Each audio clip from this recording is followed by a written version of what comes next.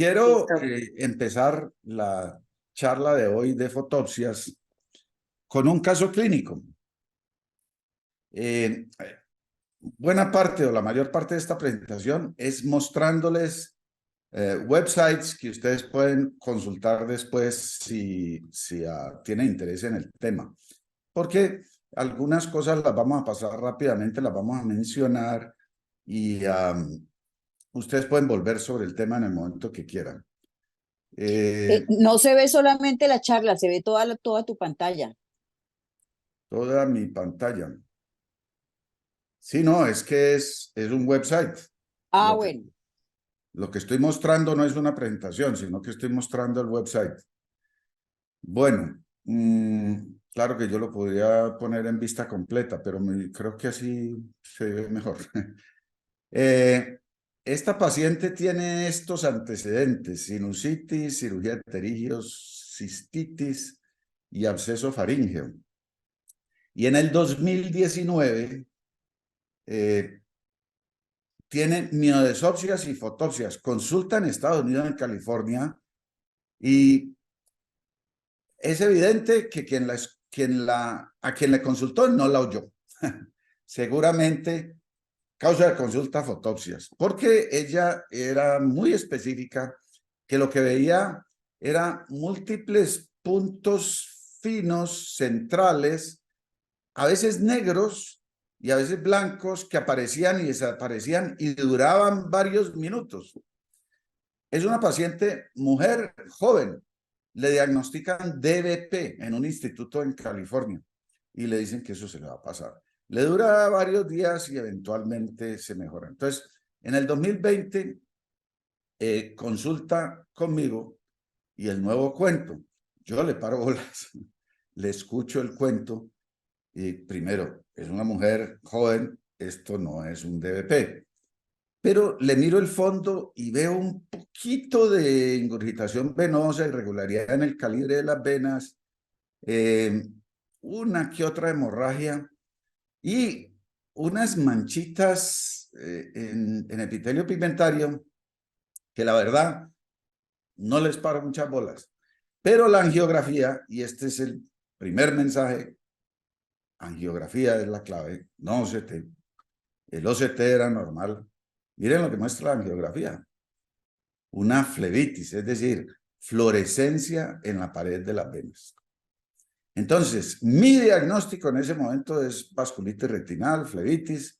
Le pongo paros urdex, unos urdex en cada ojo, y la respuesta es dramática, como me pasa a mí con algunas oclusiones venosas en jóvenes donde encuentro flebitis.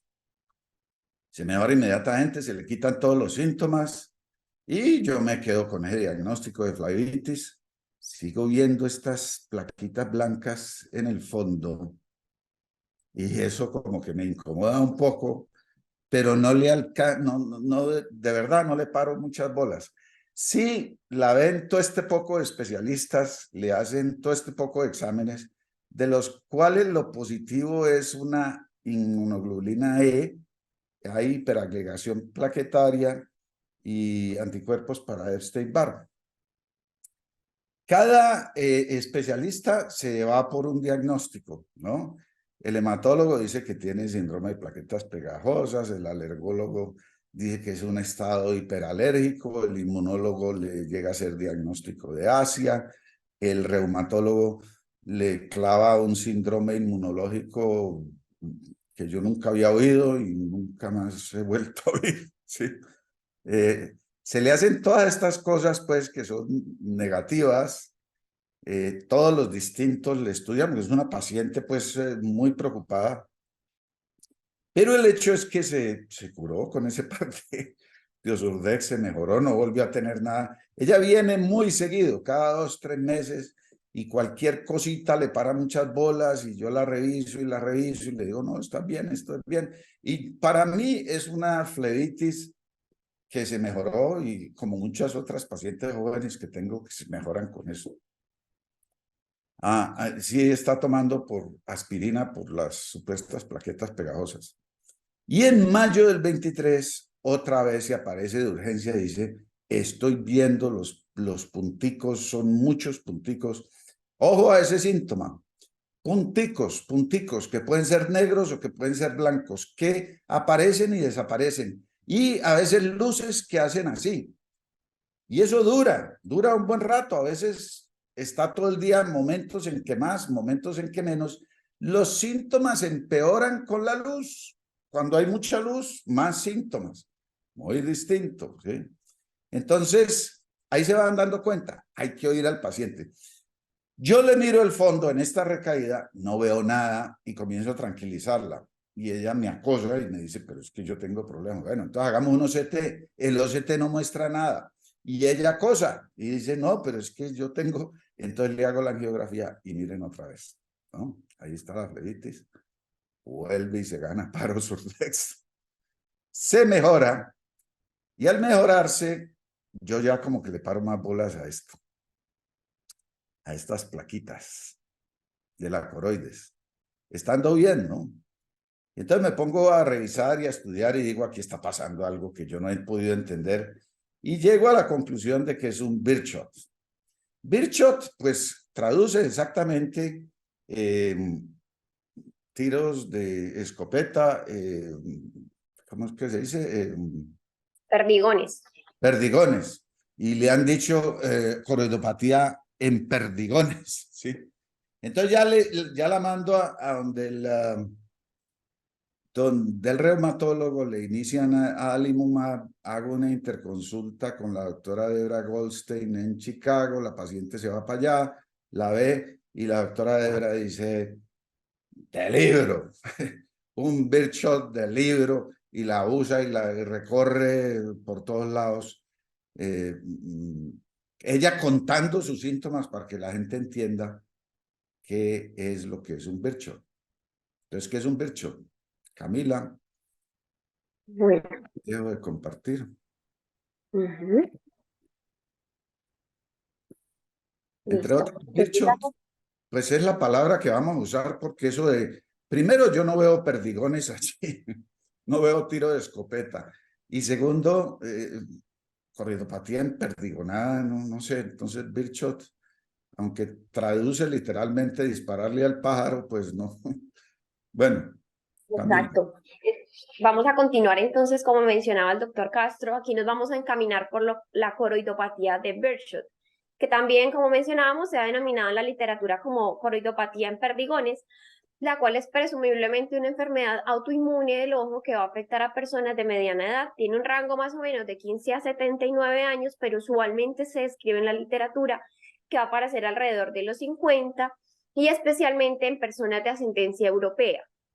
La patogénesis exacta realmente no está conocida del todo y vamos a ver que hasta el momento, si nosotros hiciéramos un análisis histológico, vamos a encontrar una infiltración nodular no granulomatosa de la coroides y unos infiltrados linfocíticos. Y es importante reconocer que esta enfermedad está estrictamente localizada en el ojo, sin manifestaciones extraoculares, sin asociaciones con enfermedades sistémicas. Aquí traigo lo del alelo del antígeno leucocitario humano HLA-A29, muy importante en estos pacientes, porque tiene una asociación fuerte, incluso es la enfermedad que tiene mayor asociación o más fuerte con un antígeno leucocitario humano. Ahora bien, para hablar de los datos epidemiológicos, vamos a ver que se considera una uveitis posterior crónica poco frecuente y no se han realizado grandes estudios para determinar la frecuencia en la población general, y actualmente se desconoce pues la prevalencia exacta, lo que nos abre un campo de acción en investigación, y esta es una patología que aproximadamente se informa que representa del 0,6 al 1,5% de los pacientes con uveitis que han sido remitidos a centros terciarios por presentar uveitis a repetición, que puede llegar a ser del 5 al 8% de los pacientes con uveitis posterior, y la prevalencia real en la población general, aunque es incierta, es probable o se ha calculado del 0,1 al 0,6 por cada 100.000 habitantes. Ahora bien, ¿cómo se presentan estos pacientes? Y es como lo mencionaba ahora el doctor. usualmente ellos van a empezar a presentar fotopsias que se hacen más evidentes con la luz o cuando ellos miran, por ejemplo, una pared blanca. Entonces la descripción típica son puntos pequeños finos que van a recurrir y hacer flashes, que puede verse como visión vibratoria, también se ha descrito. Muy importante que este síntoma y esta visión de estas fotopsias son muy características, pero adicionalmente a las fotopsias son pacientes que también pueden presentar visión borrosa, moscas volantes, pueden cursar con nictalopia. Esto puede estar reportado en alrededor de 2/3 de los pacientes y es importante describir que la sensibilidad al contraste y la visión del color anormales también pueden estar presentes en una población importante, alrededor del 40% de los casos. Y el dolor y la fotofobia son realmente atípicos y estos nos van a sugerir un diagnóstico alternativo. Ahora bien, normalmente el segmento anterior vamos a ver que tiene una inflamación mínima. Usualmente no son pacientes que se observan con sinequias, tampoco se suele observar inyección conjuntival y a menudo son visibles, uno, edema del disco óptico y dos, como mencionaba el doctor, la flebitis de la vena retiniana. Y el edema macular va a ser la principal causa de pérdida visual en estos pacientes. Con respecto al HLA, vamos a ver que más del 95% de los pacientes son portadores del alelo HLA-A29. De hecho, en la literatura mencionan que no se conoce ninguna otra enfermedad humana que tenga una asociación más fuerte con el HLA. Y si bien pues tenemos un paciente que llega con los síntomas que he referido, que para términos de la charla con unas fotopsias tan específicas, hemos descartado otros diagnósticos urgentes, nosotros que vamos a poder encontrar al fondo de ojo. Entonces la idea de esta página es, digamos, también nosotros poder tener una imagen de cómo vamos a ver diferentes tipos de diagnósticos diferenciales, en este caso una coroidopatía de Birchot. Entonces vamos a ver múltiples lesiones coroideas ovoides que van a ser color blanco cremoso, que son las que estamos viendo en las imágenes y las que le dan el nombre a la enfermedad, y son lesiones ovaladas que suelen medir entre 1/8 y la mitad de diámetro de disco, pero pueden ser más grandes y pueden empezar a confluir. Las lesiones vamos a ver que ya se pueden agrupar alrededor del disco óptico, usualmente se encuentran más nasales e inferiores al disco y en algunos casos las lesiones pueden desarrollar hiperpigmentación. Vamos a ver que la atrofia peripapilar es un hallazgo que se puede encontrar en el seguimiento y podría ser secundaria o realmente describen que podría ser por esa coalescencia de lesiones que rodean el disco óptico que se ve así. Ahora bien, dentro del diagnóstico es clave la parte clínica, pero nos podemos ayudar de las imágenes multimodales. Por ejemplo, como hablábamos con el doctor, la angiografía fluoresceínica fue clave en esta paciente. Además, son útiles para controlar y hacer seguimiento de la inflamación, más específicamente de la vasculitis, de la flebitis que tiene la vena retiniana, donde vamos a ver una fuga vascular y un calibre venoso irregular. Podríamos ver hiperfluorescencia del disco óptico, que es un hallazgo que se puede encontrar en estos pacientes, o podemos, por ejemplo, también cuando tenemos las ayudas como la angiografía con verde indocianina o una tomografía que nos ayude a confirmar diagnóstico, monitorizar enfermedad, pero como menciona el doctor, en muchos casos o en la mayoría el OCT va a ser normal, a menos que el paciente esté, por ejemplo, cursando con un edema macular. Ahora bien, hoy en día hay diferentes tipos de criterios diagnósticos. Estos son uno de ellos. Por ejemplo, esta es una propuesta donde nos dicen, estos son los criterios diagnósticos en los cuales uno debería pensar en una una coroidopatía de Birchot. Entonces, por ejemplo, nos dicen estos criterios que están en la tabla, debe cumplir 1, 2 y 3 o cumplir el cuarto. Entonces, por ejemplo, el primero, por supuesto, es la coroiditis multifocal bilateral con estas lesiones color crema o amarillo naranja. El segundo es esta inflamación ausente o leve en cámara anterior y el tercero, una vitritis ausente a moderada.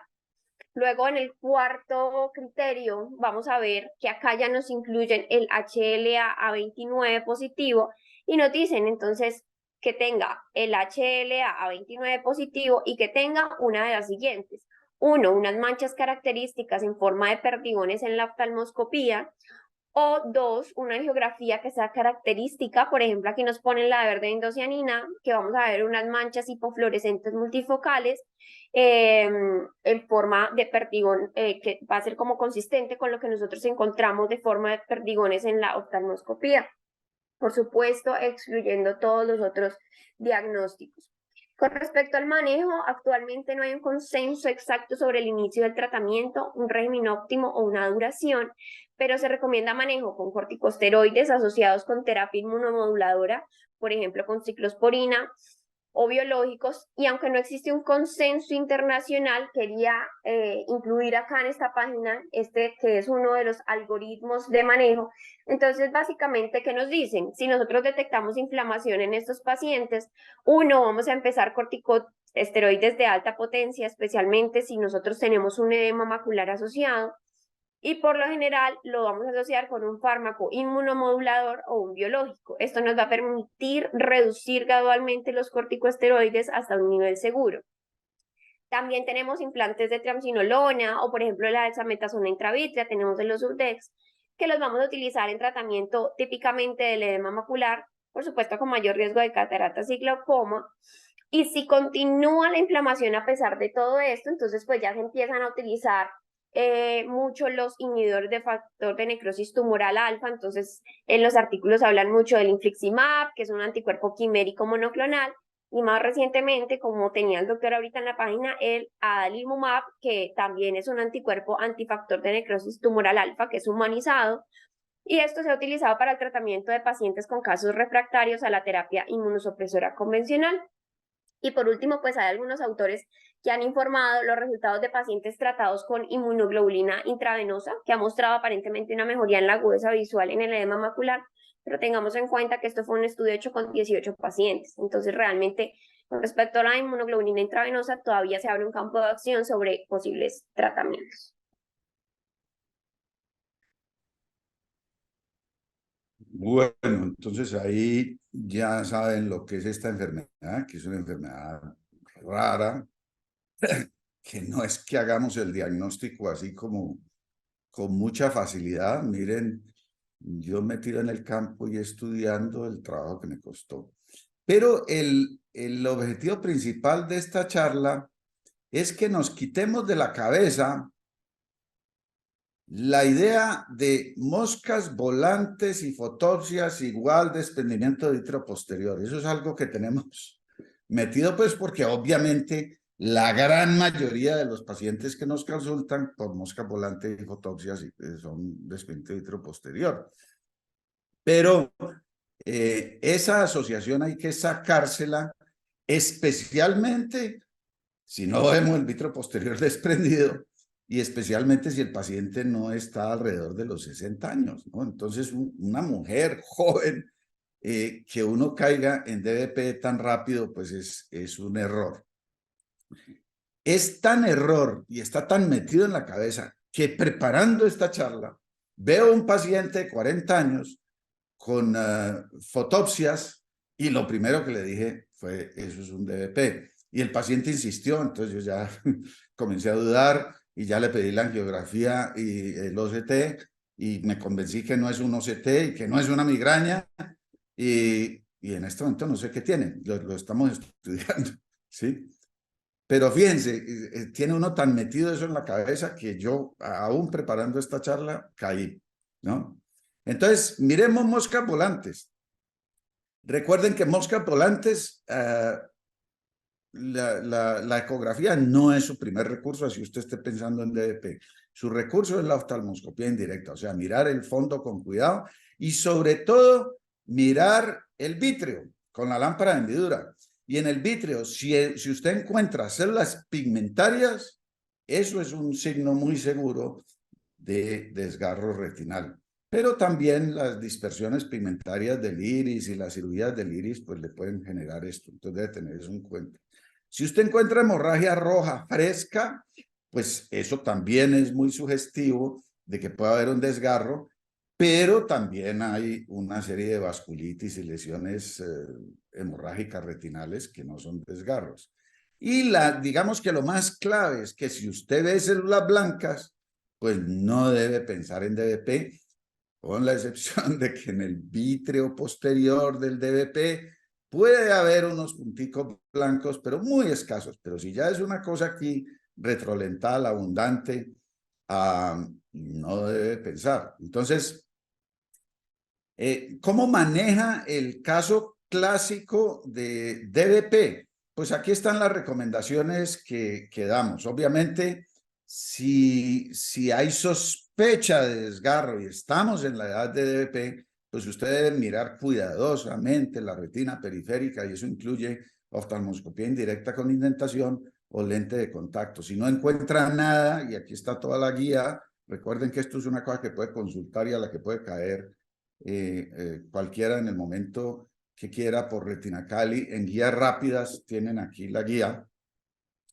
Entonces, si encuentra el desgarro, pues lo trata, pero tenga mucho cuidado con el estudio que hicimos en donde un 7% de los pacientes en la clínica tratados llegan a desprendimiento de retina, y esos casos que los estudiamos en detalle era porque o el tratamiento ha sido inadecuado o ya la retina se estaba desprendiendo, ¿sí?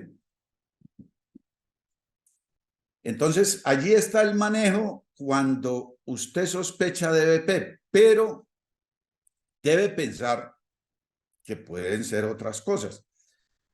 Este caso, por ejemplo, una paciente joven también de 30 y pico de años, consulta a urgencias de la clínica y le dicen es un DVP. Váyase tranquila que esto no tiene ningún problema, observación, reposo. Y la paciente vuelve con un cuadro como este, o puede ser como este, o como este, o como este. Entonces, si usted no mira con cuidado, porque no siempre están en el polo posterior, si usted no mira con cuidado el vítreo, y este es de una paciente nuestra donde se ven esas células blancas y a veces formando grumitos, o mira la cámara anterior donde se ven los típicos depósitos queráticos en endotelio, pues le pueden pasar estas lesiones maculares. Aquí es lo más frecuente y es lo que vemos todo el tiempo. Y cada rato veo yo pacientes que por moscas volantes lo remiten para estudio de DVP y en realidad lo que tienen es una lesión de estas, pero más periférica, más difícil de ver, ¿no? Obviamente cuando es muy seria la vitreitis, pues allá un faro en la niebla es lo que le da a uno la guía. Entonces tengan toxo en la cabeza porque es muy frecuente consultar por moscas volantes. Lo otro que hay que tener en cuenta en la observación de las células es que la hemorragia vítrea con el tiempo se va poniendo como amarilla y se vuelve difícil diferenciar, pero la historia usualmente aclara. ¿Qué otras causas de moscas volantes tenemos? Pues la hialosis, ¿sí? Cuando se ha inyectado triamcinolona, pues eso es una historia muy obvia, pero a veces los pacientes pueden consultar. Yo lo inyecto y se va a urgencias y no dice nada que yo lo inyecté.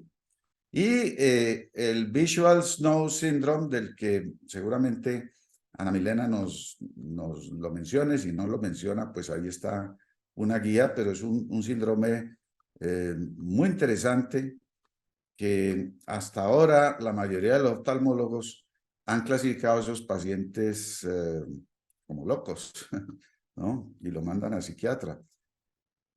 Lo otro que debemos tener en cuenta es el diagnóstico diferencial de fotopsias.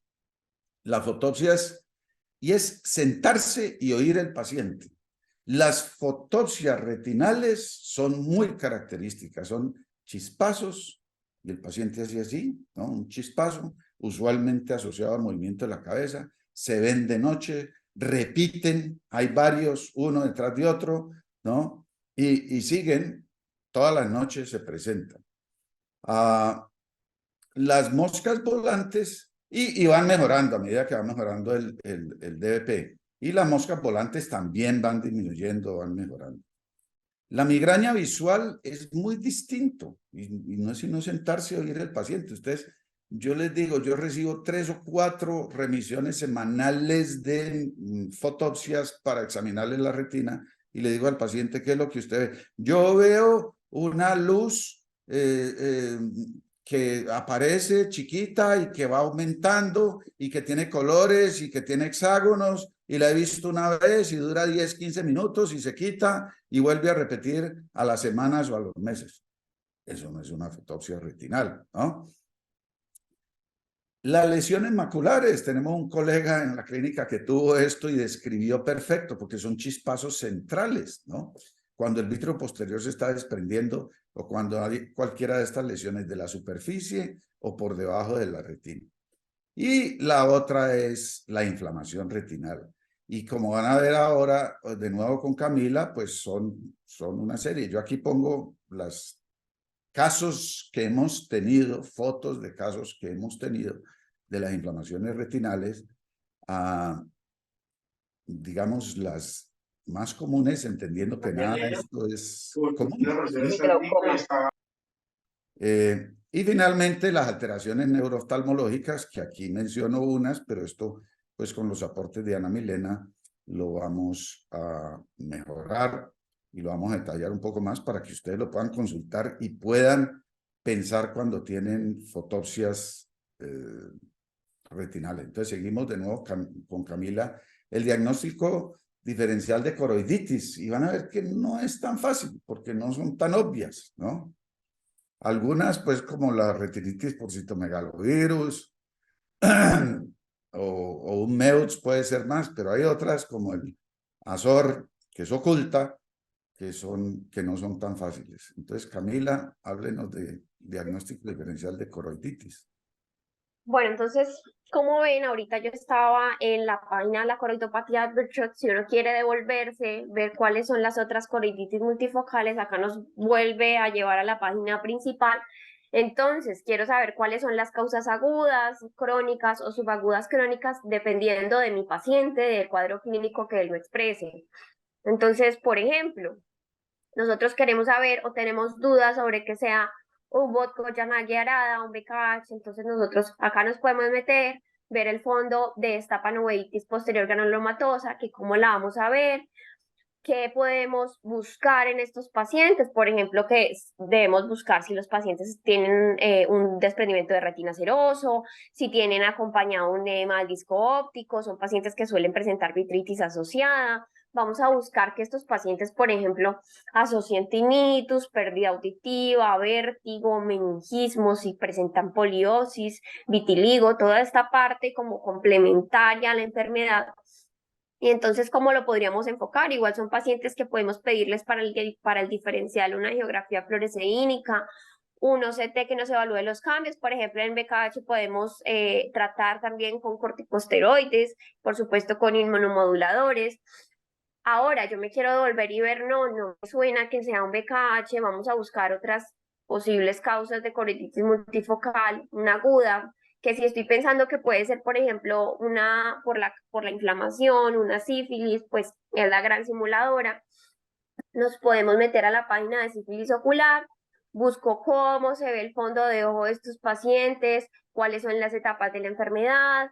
Aquí las tenemos descritas pues para la información para todo el que quiera profundizar. Entonces la literatura, por ejemplo, nos dice que a un paciente con sífilis le podemos encontrar una retinitis que puede ser necrosante o no, que vamos a ver parches hipopigmentados y que pueden volverse confluentes, que también asocian vasculitis, que pueden simular una necrosis retiniana aguda, también puede estar la forma placoide de la enfermedad. Entonces, por ejemplo, en estos pacientes sí podemos tener hallazgos de inflamación del segmento anterior mucho más marcados. Pueden presentar los nódulos iridianos, dilatación de los vasos del iris, atrofias sectoriales, sinequias posteriores. Acá podemos describir las lesiones más comunes. Por ejemplo, nos dice lo que más se presenta en estos pacientes es una corioretinitis con vitritis, con lesiones que empiezan pequeñas y empiezan a volverse más confluentes, y son pacientes a los que se les recomienda solicitarles pruebas treponémicas y no treponémicas para ver, uno, si es sífilis reciente, y dos, descartar si son falsos positivos. Si tenemos duda de manejo, aquí podemos entrar, ver cuál es el tratamiento actual, por ejemplo, con la penicilina. Entonces, nos dice cuál es la dosis o las alternativas, por ejemplo, para los pacientes que son alérgicos. Ahora bien, no me suena tanto a que sea una sífilis. Entonces tenemos otras alternativas. Por ejemplo, nos metemos a ver si puede ser una coridopatía puntiforme interna por los hallazgos. Tenemos las imágenes pues para comparar. Al fondo de ojo vamos a encontrar además que esta es una corioretinopatía multifocal, pero que se dan más en mujeres jóvenes que son miopes, que es autoinmune, que usualmente se desencadena bien sea por una infección, porque una inmunización reciente, o por ejemplo por estrés. Entonces típicamente son pacientes que empiezan a tener, aparte de las fotopsias, por supuesto ellos empiezan a expresar escotomas, visión borrosa, mioesopsias, fotofobia, pueden tener metamorfopsias, pérdida de la visión periférica. Acá están todos estos síntomas y qué tanto o en qué frecuencia se presentan. Ahora bien, entonces, aparte de esto, nosotros podemos ver al fondo de ojo unas manchas pequeñas bien definidas que son de color amarillo grisáceo, que pueden usualmente ir en número de 12 a 25. Por supuesto, podemos ver siempre el fondo de ojo. En ellas se suelen limitar pues más al polo posterior y van en un patrón más aleatorio, se ubican sobre todo en la parte de retina externa, en el EPR y en la coroides interna. Entonces, como yo estoy enfocando a este paciente con una coroiditis multifocal, le puedo pedir una angiografía, un OCT, ver cuáles son los hallazgos, por ejemplo, aquí están descritos de esta entidad. Entonces, por ejemplo, vamos a ver cómo se ve en la angiografía fluoresceínica, donde vamos a ver hiperfluorescencia temprana mínima, una hiperfluorescencia tardía, o si hay neovascularización coroidea, esas zonas de hipofluorescencia que rodea un área de hiperfluorescencia en la fase venosa temprana, asociada con fuga en la fase tardía, y que podríamos ver, por ejemplo, en el OCT, estas elevaciones del EPR por depósito de material en el espacio sub-EPR o un engrosamiento coroideo prominente con estos focos hiperreflectivos coroideos. Entonces, ¿qué nos dice? ¿Cómo lo vamos a manejar? Casi todas tienen un manejo muy similar, una que otra cambia. Vamos a manejar el proceso inflamatorio, igual corticosteroide, que es la primera línea, a dosis alta, con inmunomoduladores. En estos pacientes también se ha estudiado las inyecciones o los implantes de corticosteroides y son pacientes con muy buen pronóstico visual.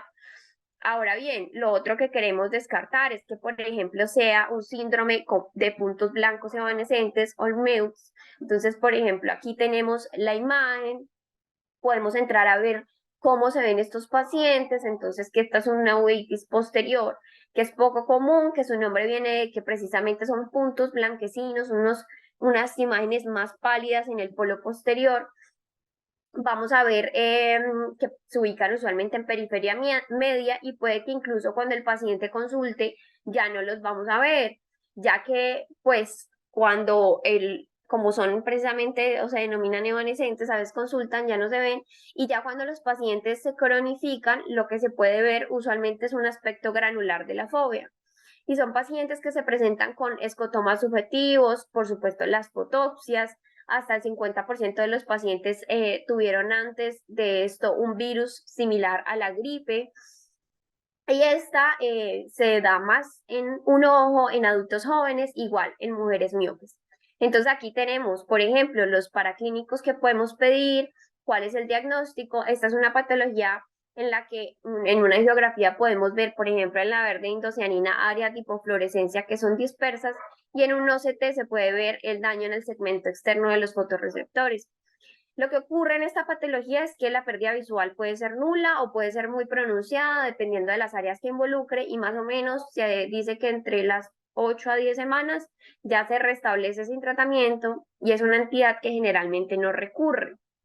Entonces, bueno, aquí tenemos otro diagnóstico diferencial, o por ejemplo que yo estoy pensando ya en enfermedades crónicas, un síndrome de histoplasmosis ocular presunta. Entonces igual podemos entrar a la página, nos sale inmediato un fondo de ojo de estos pacientes, cómo se visualizan, y aquí este es un diagnóstico también, corioretinitis multifocal, donde se puede ver atrofia peripapilar, cicatrices corioretinianas, y puede presentar, muy importante en estos pacientes, que es lo que yo quiero ver, si hay una neovascularización coroidea. Entonces, pues por supuesto la neovascularización es lo que nos puede complicar el pronóstico visual de estos pacientes, y esta enfermedad aparentemente se atribuye a la infección accidental por el hongo Histoplasma capsulatum. Estos son pacientes con ausencia de vitritis también o de inflamación del segmento anterior. Hay una triada clásica que los describe, que es la atrofia peripapilar coriorretiniana, las cicatrices coriorretinianas en la mácula o en periferia media, que se llaman como manchas cisto o lesiones perforadas, y la otra es una neovascularización coroidea, o bien sea la cicatriz, por ejemplo, estas cicatrices visiformes, y son pacientes que presentan las fotopsias, las metamorfopsias, disminución de la agudeza visual y escotomas paracentrales. Todo puede ser posible por la neovascularización coroidea. Y esto es una entidad que se diagnostica, uno, clínicamente, y dos, por supuesto, podemos ver los hallazgos en la geografía, como cuando tenemos neovascularización coroidea. Por ejemplo, nosotros podemos ver esos vasos coroideos anormales que se llenan rápidamente, y en las sucesivas una fuga de colorante de los vasos.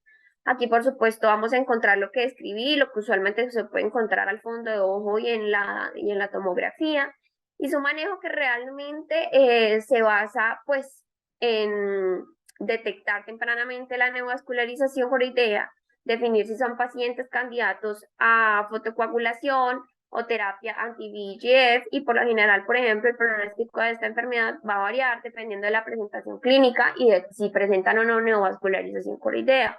Entonces nos dicen, si los pacientes no tienen signos clásicos en el otro ojo, entonces la probabilidad de una neovascularización coroidea es del 1%. Si solo presenta atrofia peripapilar, tienen un riesgo del 4% de realizar una neovascularización coroidea. Y ya vemos estas cistomanchas que denominan en la mácula, ya tenemos un riesgo del 25% de desarrollar la neovascularización, y esto va muy asociado al pronóstico. Entonces, para resumir, aquí lo que tenemos es un enfoque de las posibles coroiditis multifocales, los diagnósticos diferenciales. Queremos mostrar una forma fácil de acceder a ellas, cómo se ven en el fondo de ojo, qué les podemos pedir, si se los pedimos, qué es lo que vamos a buscar, qué es lo que podemos ver en estos pacientes, y por supuesto cómo tratarlos, que era la idea que teníamos o que tenemos actualmente con el doctor y con la doctora. Entonces, ir nutriendo esta página, mantenerla actualizada para que pueda ser algo de consulta para todos nosotros. Bueno, han visto un patrón muy claro, pues, con la excelente sumario que logró hacer Camila, no solo excelente en contenido, sino en forma, mucho más elegante que lo que yo hago, más bonito. Pero ven un patrón: mujeres jóvenes con fotopsias o síntomas visuales bizarros, llamémoslos. Ojo, no se pegue a DVP. Y jóvenes en general, personas menores de 50 años, con moscas volantes, manchas, síntomas, no se pegue a DVP. Piense que puede haber algo más. Entonces, escuche al paciente, pídale detalles. Y si no es la típica fotopsia retinal, pida no solo CT de mácula y nervio óptico si quiere, sino angiografía. La angiografía le puede cantar muchas cosas que no ve usted ni a la oftalmoscopía ni con el OCT. Entonces, pedir angiografía. Si aún así sigue perdido, como estoy yo perdido en el caso de este paciente, entonces ahí entra Ana Milena a ayudarnos. Entonces, Ana Milena, cuéntenos qué más debemos pensar.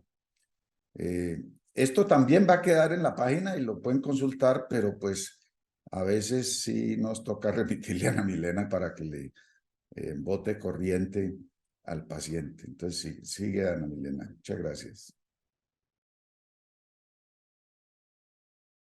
Buenos días y muchas gracias al doctor Castro por invitarme a pues compartir el punto de vista neurooftalmológico de este tema, que también hay que tenerlo en cuenta. Y ahora vamos a ver que no solamente en pacientes menores de 50 años, sino que en algunos casos también en los mayores.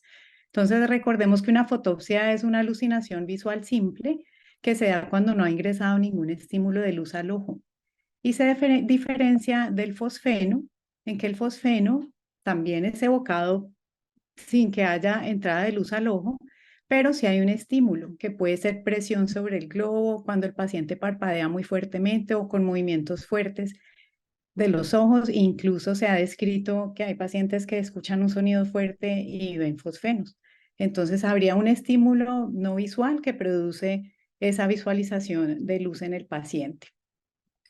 Entonces, pues siempre lo que pensamos desde el punto de vista neurooftalmológico cuando un paciente dice que está viendo como unas lucecitas, aparte de pensar en el DBP, siempre debemos tener en cuenta el aura visual migrañosa, en la cual el paciente tiene un fenómeno visual transitorio que dura generalmente entre 5 y 60 minutos, precede la cefalea más o menos por 20 minutos y se caracteriza porque tiene una forma, un color, un patrón que el paciente incluso puede dibujar o señalar con su mano.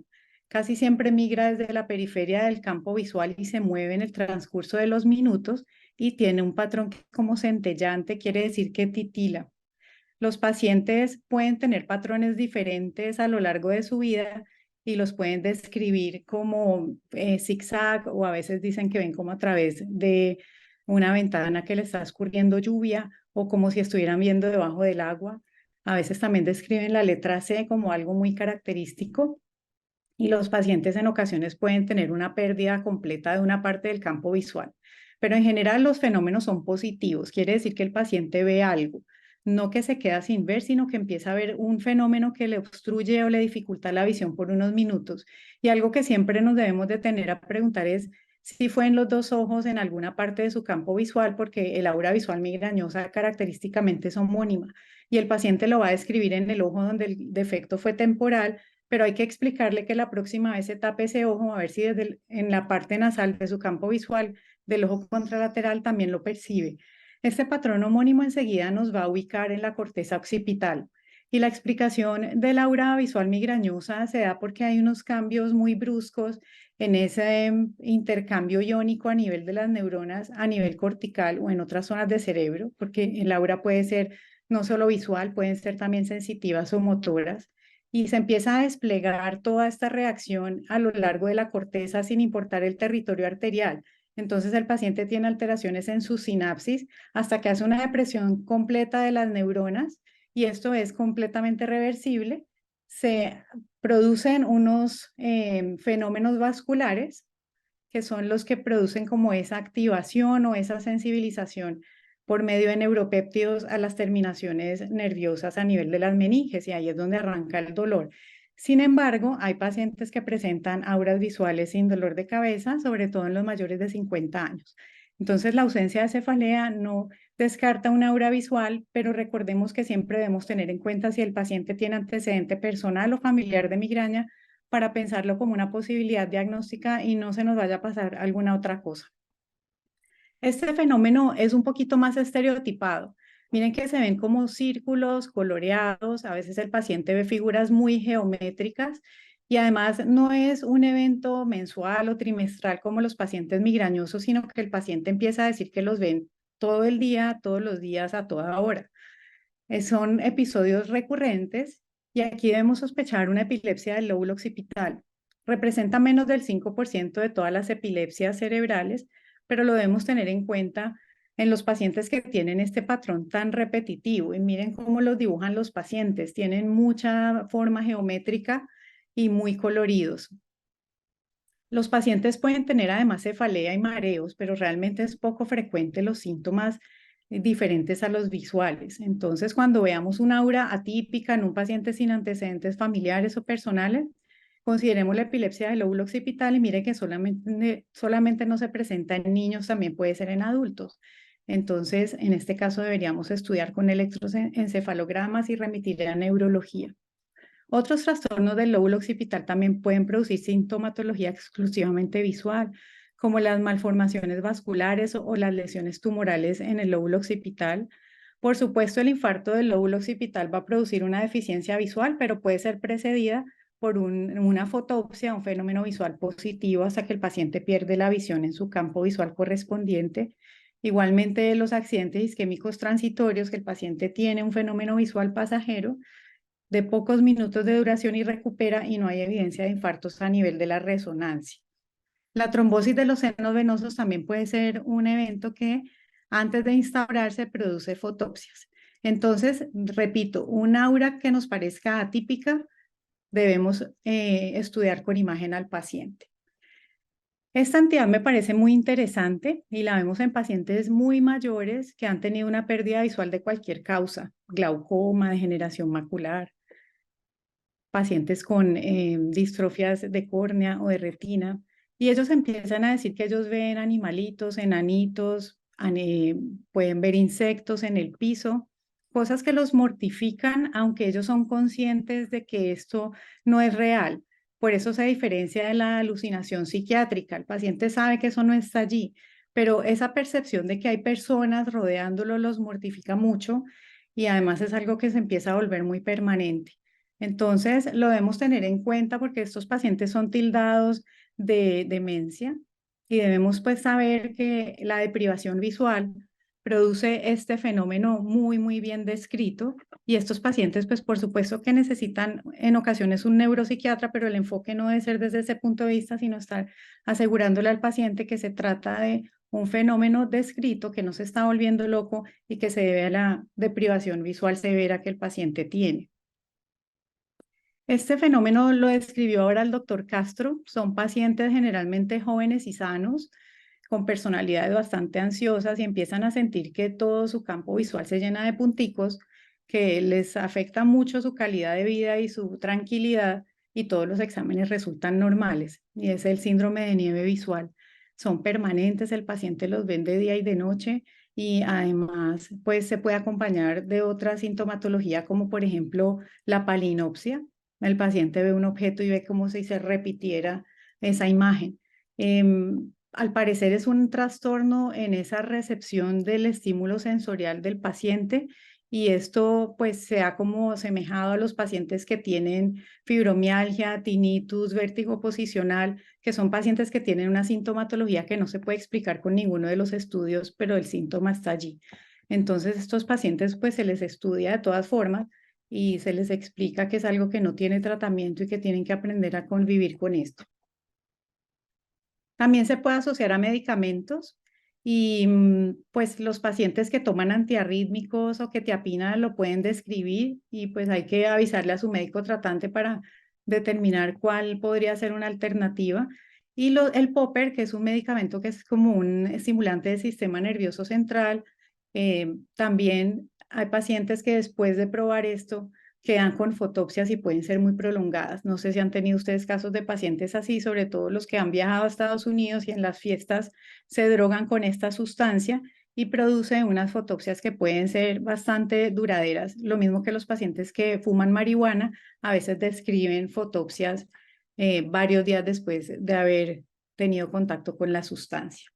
Y esta pues es algo que a veces vemos, afortunadamente no es tan frecuente que dure mucho, pero miren que hasta el 67% en el posoperatorio inmediato, después de que se les ha puesto un lente intraocular, pueden tener este síntoma que se llama disfotopsia. La disfotopsia es una percepción visual indeseada que es como una superposición de la luz en forma de patrones al lado de una imagen real retinal. Y pueden ser positivas o negativas. Las positivas son como los glares, el arco luminoso, los flashes, y la negativa es como la que vemos en la figura de abajo, que esta pues nos llega el paciente diciendo que ve como una media luna oscura en su campo visual temporal y a veces se confunden con hemianopsias temporales, pero en los campos visuales pues no sale. Se dice que algunos lentes pueden predisponer a eso, sobre todo los multifocales y tóricos, y bueno, algunos materiales y algunas formas o borde del lente también podría ser que sea más frecuente. Y por supuesto una pupila grande también sería un factor de riesgo. Estos pacientes tampoco hay que hacerles nada, solamente explicarles que no está pasando nada malo y generalmente los pacientes después del año empiezan a presentar mejoría y solo el 2% quedan con un síntoma permanente después de esto. Y recordamos pues cuando éramos estudiantes de medicina la preeclampsia, uno de los síntomas de alarma para esta entidad era que la paciente tuviera fotopsias. Entonces en la preeclampsia podemos tener fotopsias asociadas a toda la demás sintomatología, hasta en un 40% de los pacientes, y algunas mujeres embarazadas además hacen un edema vasogénico de la corteza occipital que se llama síndrome de encefalopatía posterior reversible, que como su nombre lo dice, mejora cuando a la paciente se le mejora su condición sistémica, pocas veces quedan con defectos del campo visual. y a veces estas mujeres podrían hacer infartos definitivos en el lóbulo occipital, y está descrito la isquemia coroidea en las pacientes con preeclampsia acompañada de fosfenos. Entonces, pues tener en cuenta el embarazo como un factor que podría producir esta sintomatología. Por cierto, el PRES, el síndrome de cefalopatía posterior reversible, se puede ver también en pacientes no embarazadas. El papiledema, pues que ya sabemos que puede paciente tener oscurecimientos visuales transitorios y en ocasiones presentan fosfenos, pero es algo bastante obvio en el fondo de ojo y con el cuadro clínico del paciente. Y yo realmente no lo veo mucho en las neuritis ópticas, pero está descrito que la neuritis puede tener el paciente fotopsias. Es más frecuente que la neuritis produzca fenómenos negativos que positivos, pero ocasionalmente los pacientes lo pueden referir. Y aquí la pista más importante va a ser esa alteración en la visión del color y el dolor con los movimientos oculares previo a la pérdida visual, aunque no siempre está presente. Entonces, ya para terminar, pues para uno pensar, ¿será que esta condición es de origen neurooftalmológico o de una causa no ocular? Que no necesariamente es neurológico, podría ser sistémica, como por ejemplo, miren los medicamentos, esto no es algo en realidad neurológico, pero una fotopsia monocular en forma de flash, muy probablemente sí son síntomas asociados a retina o vítreo, pero los fenómenos positivos visuales binoculares son definitivamente de origen cortical, lo más probable. Y si tiene un patrón homónimo, con mayor razón. Y son alucinaciones mucho mejor formadas que las producidas por retina o vítreo. Esas formas que el paciente describe o dibuja son más sugestivas de patología cortical. ¿Cuándo debemos pensar en algo neurológico? Pues un paciente que además del síntoma visual tiene otras cosas.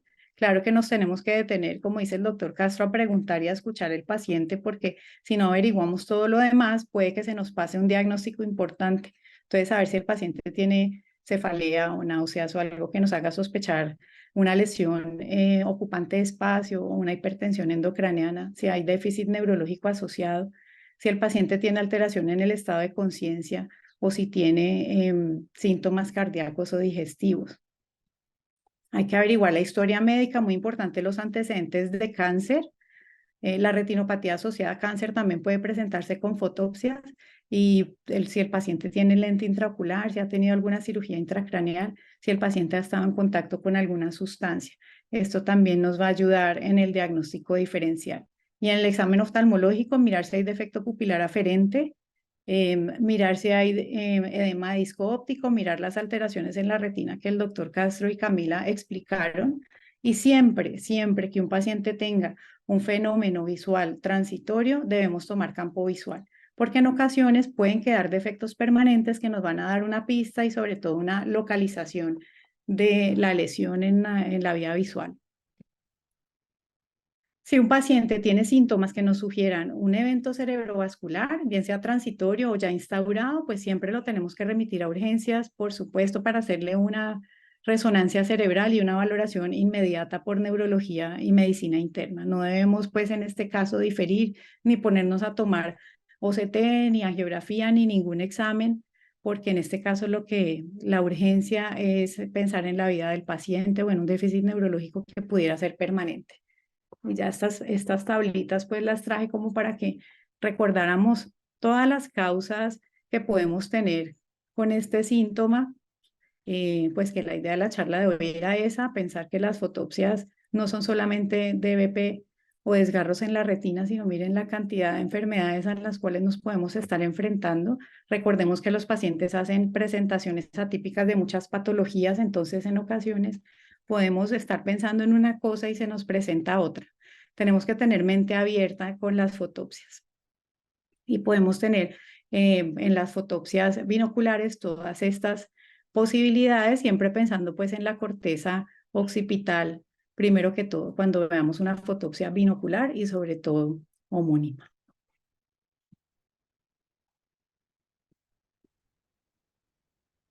Muchas gracias, Ana Milena, excelente, como siempre, tu presentación.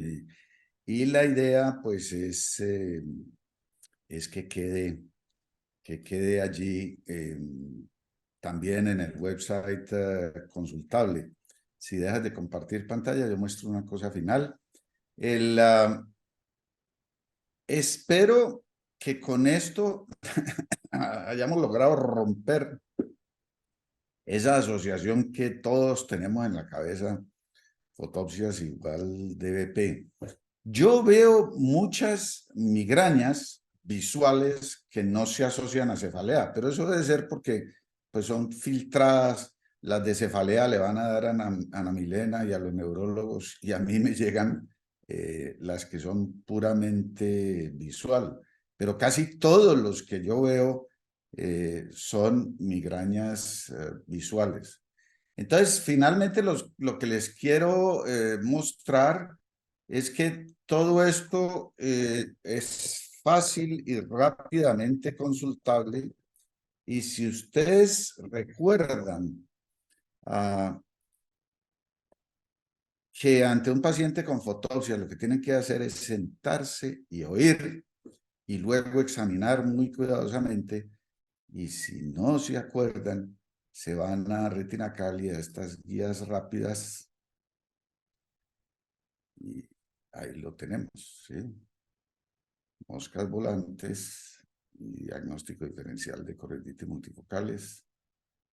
Y tal vez deberíamos poner también fotopsia, ¿cierto, Camila?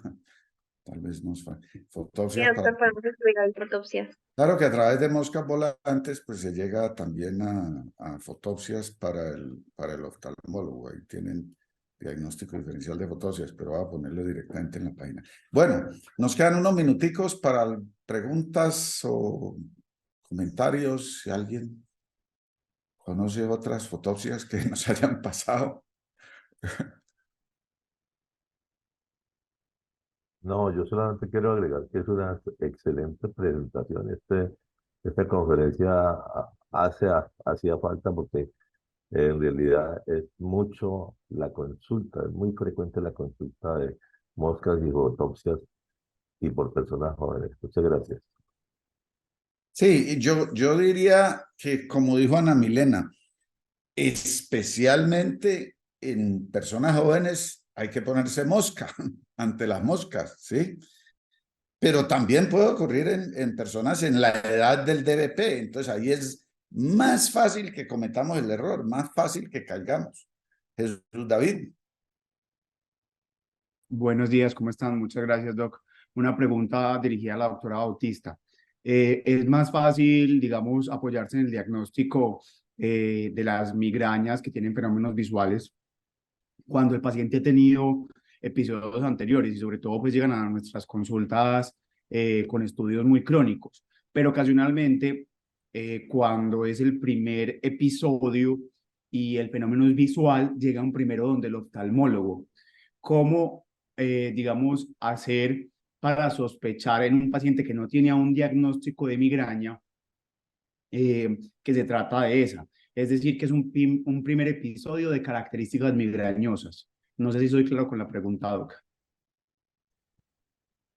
Sí, Jesús David, pues ustedes han visto en la consulta de neurooftalmología todas las preguntas que le hacemos a los pacientes que llegan con estos síntomas, y ahí nos quedamos varios minutos preguntando cómo fue, dónde, en qué ojo, qué más sintió, qué pasó después, qué pasó antes, usted qué tomó, qué comió, cómo durmió, tenía la menstruación o no. Entonces hacemos un interrogatorio muy exhaustivo para uno ver si hay factores disparadores y un patrón típico que nos parezca. Pero también es muy importante la edad. Cuando un paciente tiene más de 40 años y nunca ha tenido un episodio migrañoso y tampoco tiene antecedente en su familia, yo lo estudio de entrada. Así me parezca que las características son típicas de migraña, porque es muy raro que aparezca después de los 40 años, pero ocurre. Uno ve pacientes mayores de 40 que empiezan con migraña, pero antes de llegar al diagnóstico descartamos otras cosas. Si el paciente tiene menos de 40 años y nos parece un patrón típico, si es primera vez, yo lo que hago es que les mando a hacer un calendario. Yo les digo, por favor, en una libreta usted me apunta la próxima vez la fecha, a qué horas empezó, a qué horas terminó, qué sintió, dónde lo vio, en cuál ojo es, se tapa un ojo, se tapa el otro, y me dice si le dolió la cabeza, si no le dolió, si le dieron náuseas, si le molestó la luz, qué comió el día anterior, si usted tomó vino, si se trasnochó, si comió Doritos, si comió chocolate, todo eso me lo apunta y vamos mirando el patrón, la frecuencia, la duración, las características, los factores desencadenantes probables, y uno les da tiempo porque un paciente joven generalmente tiene causas benignas. Entonces uno puede con ese calendario la próxima vez evaluar, sí, esto me parece una aura visual, así no lo haya tenido en su adolescencia, pero ahora lo está presentando. Si algo se me sale de las características usuales, así sea joven, entonces uno lo estudia. Entonces yo creo que allí la clave es, uno, el interrogatorio inicial, los antecedentes, y dos, lo que pasa de ahí en adelante. Mirar si el paciente empieza a hacer episodios repetitivos y qué características tienen ellos, ¿no? Cuando dijiste lo estudias, ¿cómo lo estudias aparte del campo visual? Entonces podemos tomar una resonancia magnética cerebral, porque allí la idea es mirar si hay alguna lesión en el lóbulo occipital que esté produciendo el fenómeno visual. Y esa lesión podría ser un tumor, podría ser una malformación arteriovenosa, podría ser una isquemia. Entonces la resonancia sería el primer paso. Uno también puede pedir electroencefalogramas. Lo que pasa es que para que se vea una epilepsia del lóbulo occipital hay que hacer uno de por lo menos 48 a 72 horas. Si yo tengo la posibilidad de tener un neurólogo a la mano, yo prefiero remitírselo al neurólogo y sugerir que eso es lo que estoy sospechando para que le pida el estudio. Si no tengo un neurólogo a la mano, porque por ejemplo en las EPS a veces las citas las dan para dentro de 4 meses, yo se lo voy pidiendo, la telemetría en 72 horas. Sería otra forma de estudiarla. Y sí, el campo visual definitivamente siempre se lo pedimos de entrada, así sean auras visuales migrañosas bastante típicas, porque a veces uno se lleva sorpresas y el paciente dice que el fenómeno fue pasajero y cuando uno les toma el campo tienen un defecto homónimo en su campo visual. Muy bien. Gracias, doctor. Estoy corrigiendo. ¿Alguna otra pregunta? En el chat no hay pregunta, doctor. Bueno, muchas gracias a todos por la atención. Espero que les haya servido. Muchas gracias. Gracias a todos.